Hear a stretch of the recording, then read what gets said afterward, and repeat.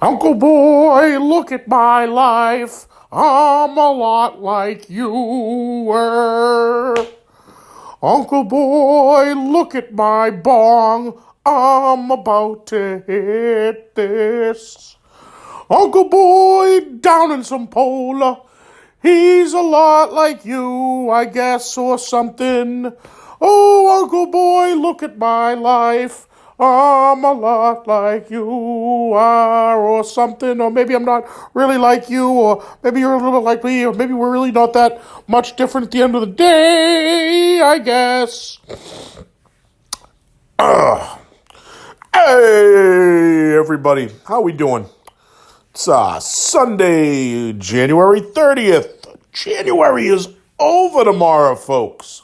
How about that? And today's a good day. It's a good day for me, especially me and my family. It's January 30th, comes around once a year, and it's a day we celebrate my daddy-o. He's 79 years young today. So happy birthday to Edward W., the Buffer Hardy. My dad, I'll tell you, me and my dad, we're different in a lot of ways, way too alike in some others, and we've we've had our share of banging heads together, of butting heads throughout my life, but love my dad very, very much, very just truly blessed to have had a guy in my corner my whole life. Just like him, here I am getting a little I get a little mushy and my eyes start welling up. I start talking about this stuff too much, but yeah, definitely I've been a very, very blessed guy to have two of the best parents ever, and best parents I ever had, my mom and dad. So, yeah, happy birthday, my dad. So January is over. I've never really been a big fan of January, funny enough, but this has been a really good one. I can't lie. It's been a good one because I visited my brother in Florida. I think I probably touched upon that last week. I started a diet, kind of. Well, really, it's just more I'm just not eating shit all day, and balancing things out, and I'm finding the vegetables and fruits that I like, and I'm making sure I'm incorporating them into my diet, and I'm also not eating late at night, which is a big thing. So it's like, I can have the stuff that I like. You can have your ice cream and your pizza once a week or in small amounts, but you just don't gorge yourself on it, and and make sure you're working out with it. I started hitting the mat this week. Started doing some DDP yoga. I wouldn't tell you I'm killing it, but I'm doing it. And you know what? It's like the way I look at it is we're not robots, folks. We gotta find that medium where it's like, I could sit here and I could get discouraged with how good I did a few years ago. I'll maybe put a picture up there with how much I killed it. I dropped a bunch of weight. And I'm a bigger guy these days because I wasn't taking care of myself for a while there. And I had a few injuries. But honestly, they were impacted by the fact that I wasn't really taking care of myself the way I should have. And doing that now. So that's good. And I feel good. I feel strong. I feel good, kids. I hope you're feeling good. I hope you're well. And I hope you're ready for February coming up. Because February... it is a cold-ass month. To me, usually the beginning of February means we got football, baby. The last, we're wrapping it up. Means the Super Bowl is usually the very first week of February. So that's something. We find out today who them teams gonna be in the big game. We've got the LA Rams versus the San Francisco 49ers. And me, myself, I think I'm gonna root the Niners because I like Jimmy Garoppolo a lot, but I like the Rams a lot too. So it's not like I really have a distaste for anybody there. I like Aaron Donald is an absolute monster, and I love watching him play. I love watching him move a whole offensive line by himself. The guy is just a freak. I feel like if he played in a time when the rules were a little bit more lax of how, you could hit guys. Like, imagine him back in the, early 90s, late 80s, you know what I mean? When, the rules were a little bit more lax than kids.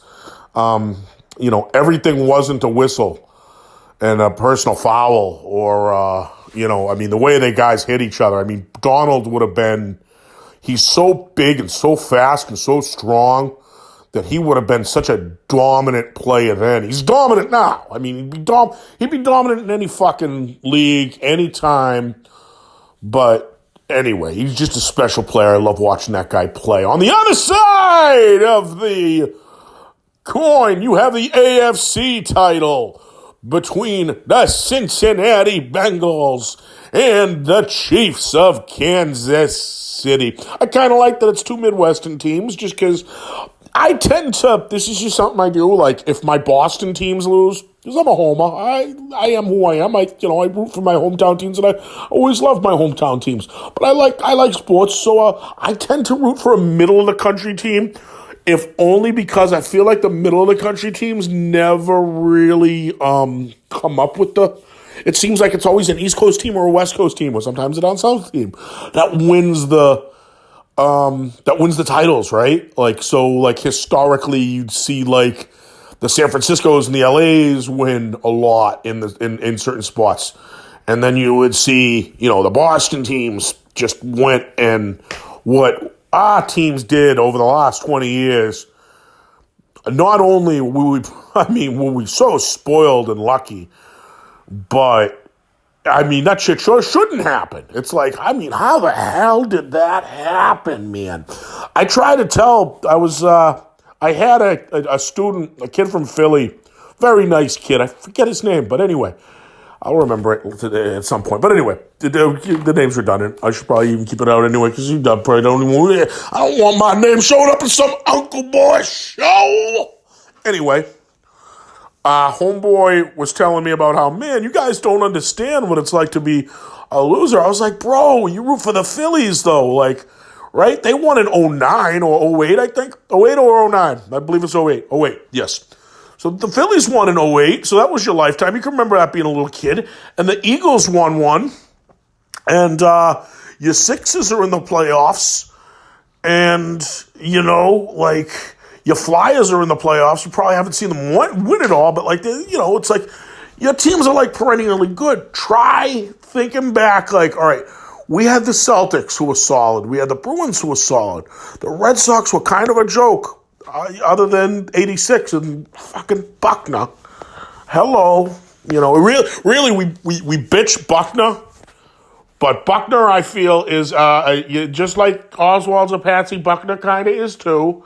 Hear me out here. He should never have been on the field, first of all. That should have been Dave Stapleton, who would always, I believe, or at least oftentimes be put out there for defensive purposes late in games, for Buckner's a little slower at that point. Buckner had so many surgeries on his legs, such a great hitter throughout his years, and honestly, a good defender. He was a good outfielder in his day and a quality first baseman, but he'd had so many surgeries that he shouldn't have been on the field. It should have been Dave Stapleton. I understand why John McNamara wanted him out there, especially considering the fact that they were 3 outs away when they were up by 3. Why he wanted him out there for 86, but really it should have been Dave Stapleton trying to get lock down those 3 outs and end what would have been, I think at the time, a 60-something year curse. Anyhow, it didn't happen that way. Mookie frickin' Wilson, Ray frickin' Knight. Yeah, I know. My, what a nightmare that was. Anyhow, but the Patriots were laughable. Other than that one Super Bowl run they had there with Raymond Berry, they were a laughable team sandwiched around that with some horrible teams. The Celtics, right after the Bird era, were really, really bad. Those MLK teams were horrible. We had a few. The Bruins were always relatively solid. We had a couple of years bad. We had that one Steve Casper year where I think they were just. I don't even think they were over 500. They were terrible. Right. So I was trying to tell this kid, it was like, oh, dude, Boston, we were looked at as pretty much perennial losers. Dude, we had an 86-year drought of the World Series. The Celtics were a joke at one point. The Patriots, which is the thing, this is the thing that the kid didn't even believe me with. That we used to be a bumper sticker that said, whoever dropped that the group of kids at Foxborough, pick them up. They're beating the Patriots 21-3. I remember seeing that bumper sticker. It was like one of like a radio station's bumper sticker because the Patriots were so bad for quite a few years there, like laughably bad. So I told them this, and yeah, he didn't believe me. It's like, all right, well, that's fine and good, as it were. Yeah, man, we had our shit run, but anyway, this last 20-year run in Boston sports it's ridiculous. Should never have happened. Yeah, kind of wild and crazy. And now this weekend too, the big story is that Tom Brady, is he retired? Is he not retired? Is he retired? Is he not retired? It's like I really don't know. I don't think I think he's might come back for one more year, but like it's weird. I think he wanted to retire in his terms. I don't know like why or who got Adam Schefter was the one reporting it, I think, first. And I feel like some of these guys want to be first more than they want to be right. Some of these reporters. I don't know. Regardless, greatest quarterback of all time? Abso-freaking-lutely. Not even it's not even in question. You could make the argument that the rules have changed so much that he got to play later into his career than someone like, say, Montana didn't get that opportunity. You can make that argument, sure, but still, I don't give a damn. It's still 20 years of just greatness that we'll probably never see a run like this man has just had again. Anyhow, moving right along, I'm rooting for Cincinnati on the other side of the fence. Funny, I just mentioned Montana. The first Super Bowl that I remember really taking in and watching was Joe Montana versus Boomer Esiason. I believe it was 89-90. And what a great game that was. The Bengals had been up most of the game. And Montana, he drove them down the field. Some great throws to Jerry Rice and then a throw to John Taylor for the touchdown. What a great player John Taylor was. He doesn't get enough play because of how good Jerry Rice was and how good Joe Montana was. And Roger Craig and Tom Rathman and that whole team that he was on was so good. Randy Cross. Who else was on that team? They had another guy who was very good, right? Former Patriot. Russ Francis, yes. Russ Francis was on that team, I believe, too. Right, Dwight Clark, who made the catch. So, he played around all these guys who were much more. But, man, John Taylor is an underrated football player for you. So, yep. So that's another big thing that happened. We all survived the bomb cyclone. We survived the blizzard of 2022. How the fuck are you?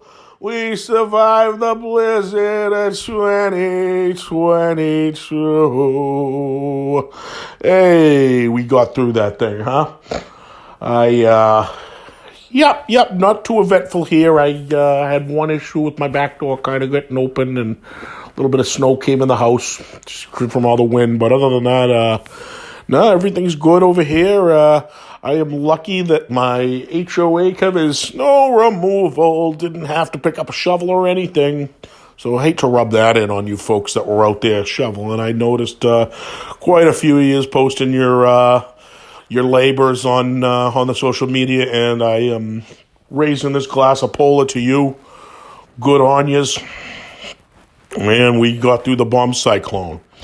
That's some good stuff. So, other thing in the news this week, obviously you heard my intro song. It was a little parody of Mr. Neil Young, who I've never been the biggest fan. I've always so respected, but I've never been the biggest Neil Young fan. There was one album that I feel is like an essential if you like just gritty rock and roll. I think Neil Young and Crazy Horse, Zuma, is a great record. My Uncle Tom was the one that, and my Uncle Johnny, they were the ones that really sort of pumped that into me at a young age, and I just have great memories listening to that or hearing that coming from my uncle's room a lot. It was one of his favorites.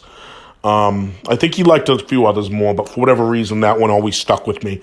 I think because it has this great, cool-looking, hand-drawn art on the cover that was like, and it just like, for me, I don't know why I feel like that's like really iconic part of my youth. I think, and now as I get older, it's like, I think it's honestly like a really good album to smoke a jibba to, if you guys like to partake in the ganja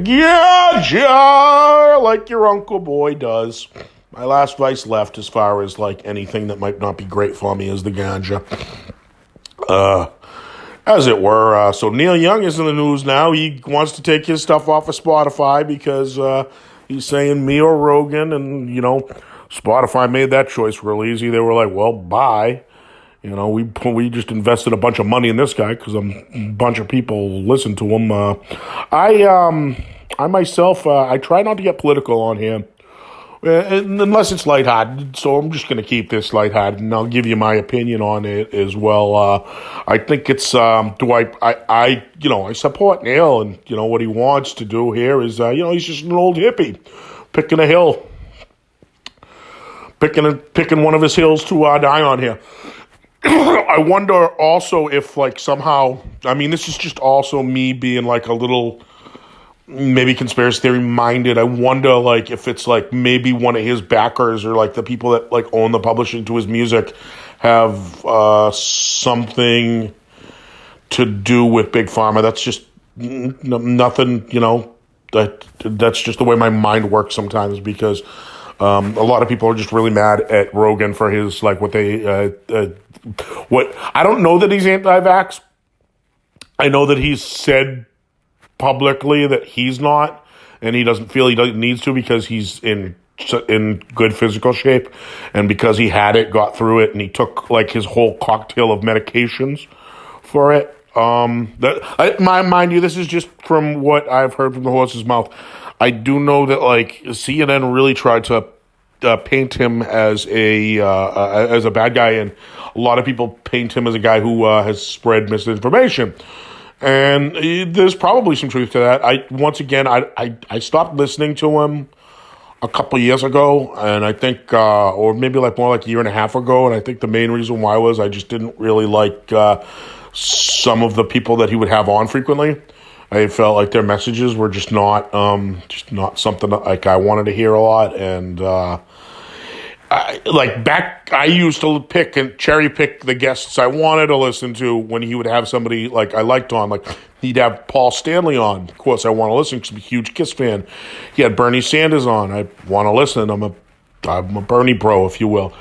He had several other people on. He had that guy Bob Lazare.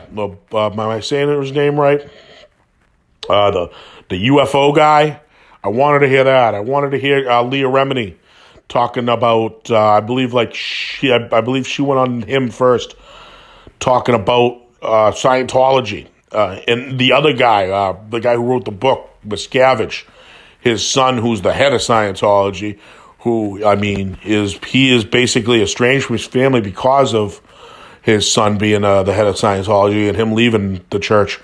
I wanted to hear that. Like, I wanted to hear like a lot of these like sort of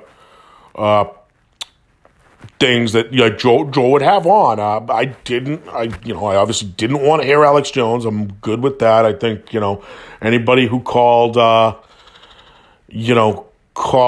these school shootings like a dramatization and saying like you can see green screen and stuff like that is disgusting, and like the harassing their families, that was just, he's a shitbird. I don't like him. I don't like that guy one bit.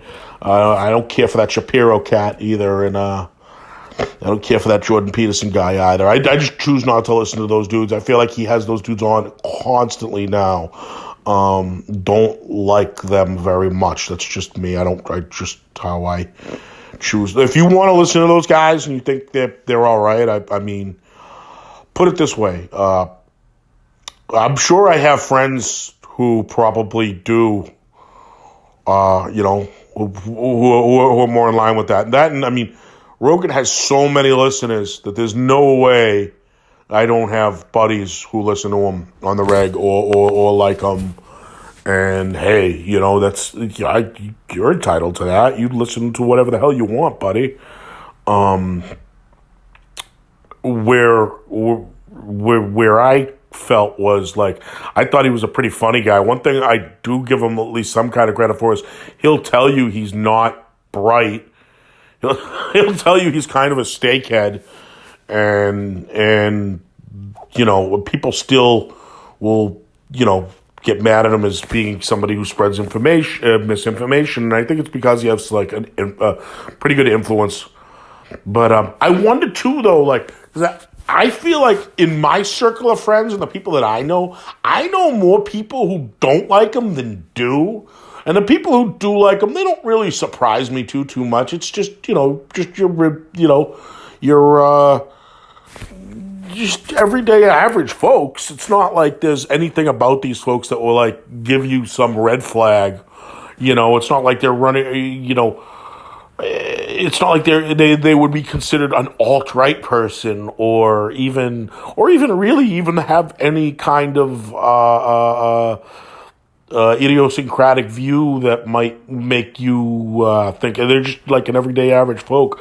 And I think, I don't know, they just probably find him entertaining for whatever reason, whether they find him funny or whatnot. So I always considered him pretty benign, but the more I talk to people, they're like, oh no, he's gotten way worse and this, that. I was like, I'll just take their word for it. So Neil is taking his stance against him. And, hey, old hippies die hard, right? That's one of them things. And, it's for me personally, I don't like anything being silenced. Even if it's like speech I don't like. Like, obviously, I'm not going to shed any tears for a neo-Nazi being deplatformed. Not that obviously I don't think Joe Rogan's a neo-Nazi. Don't get me twisted here, folks. But like, let's say like there's like that Daily Stormer guy, right? Like the guy who makes the Daily Stormer, which was a website. It was a neo-Nazi one. Or they had some other word for it, like or National Socialist site, or or whatever they want to call it. But it was freaking a Nazi site. If those guys get deplatformed, I mean, I'm not shedding a tear for them, but at the same time, it's like, their freedom of speech is protected, and they do have a right to say their ugliness. It's up to us as people to say, yeah, it's not cool you say that shit. I don't like it, and I don't agree with you, but I don't disagree with your right to say it. So that's my take on Neil and his stance. Like, I think, but he is expressing himself. He's using his free speech to go after somebody else's, which is, it's not a road I would take, but I don't disagree with it. It's like, and if you have a problem with Spotify, I mean, just, don't freaking use it for whatever reason. I honestly think they're kind of trash because they don't pay their artists well. If you get like a whole ton of streams, and they're not giving you jack, and the guy who runs it is a billionaire, so it's like I feel like there's a disparity there where pay people for what they create, or buy physical media. I don't know. Anyway, So that's my take on all that stuff. Do I think Neil's wrong? Probably not. No. Do I think Joe Rogan's wrong? You know what? I'm of the thinking that I can coexist with pretty much everybody. So I don't know. You can get mad at me in this, I suppose, but I don't think he's as bad as the people who hate him the worst do. But I also, you know what I mean? I also can see, it's not too cool giving this guy a pulpit, but then that kind of goes against everything I just said there about so it's a nuanced discussion. I'm tripping over myself here too, because it's complicated, and quite frankly, much like Joe, I'm not that smart. I mean, I'm smarter than the average nutneck, I guess. I'm not a total fucking idiot, but I'm also, you know what I mean.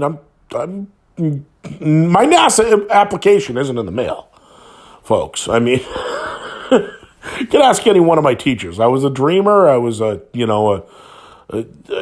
relatively bright enough kid, but I was never at the top of the class in anything. And it's just, whether that was my own, whether it was ADHD or what have you, it was never, no. Your old Uncleboi was never the brightest bulb. Certainly not a dumb one, but I wouldn't be, I'm really good at silly pop culture information and things like that, but I'm no. Well-read chap, no, far from a genius, and I don't have answers for things like this. You know what I mean? I'd rather have discussions about it, and I'd rather hear people's opinions, even especially the ones who disagree with me sometimes, because I can learn from that. And there's nobody alive I can't learn something from. I've always felt that. So that's kind of where I sit on it, I don't know. Bomb away in the comments if you want. If you need to chastise me for anything I've said, or need to high five me for anything I've said, go right ahead too. But regardless, I don't exactly have I don't have a dog in this fight too much here. Anyway, so it was the Royal Rumble last night. WWE had their annual Battle Royal Rumble, and well, kids, it sucked. I watched it. All right, so it didn't suck, but it was just underwhelming. There was no big surprises. Brock Lesnar won the thing. He'd lost the belt earlier in the night, wins the Royal Rumble so he can go and avenge it. And it's man, listen, you wrestling fans out there, guys, I don't even know why we'd watch WWE at this point if we love pro wrestling. If you love sports entertainment and everything that Vince McMahon has done in the last 20 years, after the Attitude Era, or the last 15 years, I'd say, in the whole PG era, trying to clean everything up, trying to not call them pro wrestlers, trying to call them superstars, trying not to say things like belt and strap, only calling it a championship title, to try to not, just to try to do this sort of, this sort of sanitized and sterile version of the pro wrestling we grew up with that we loved. If that's what you want, by all means, go right ahead. But me, I'm to the point now where I don't enjoy it anymore, so I'm just not going to really watch it. I think this might be the first year, and I don't even know how long, that I'm probably not going to watch WrestleMania, or don't have any interest in it. So, and the reason why? We have an alternative, baby. AEW is straight up killing it with some people that I got to watch rise up from the independents, which is so cool. It's like seeing It's like seeing punk bands out and about, like, make it, and like now they're on Letterman or something like that, or they just got like a big tour or something like that. And I just got my Chris Statlander figure, and she is one of those folks who I got to see coming up, and it's great watching her rise. So there that is. That's kind of a cool thing. AEW, yay! Royal Rumble, boo! Anyhow,